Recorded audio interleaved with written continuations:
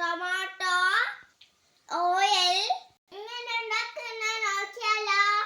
ആദ്യം ഓയിൽ ചൂടാക്കിയ ശേഷം കടുക് ഇടുക. ആദ്യം പൊട്ടിയ ശേഷം ഉലുവ ചേർക്കുക. വറ്റൽമുളക്, കറിവേപ്പില, മല്ലിയില ചേർക്കുക. സവാള ഇട്ട് നന്നായി വഴറ്റുക. അതിലേക്ക് ടൊമാറ്റോ ചേർക്കുക.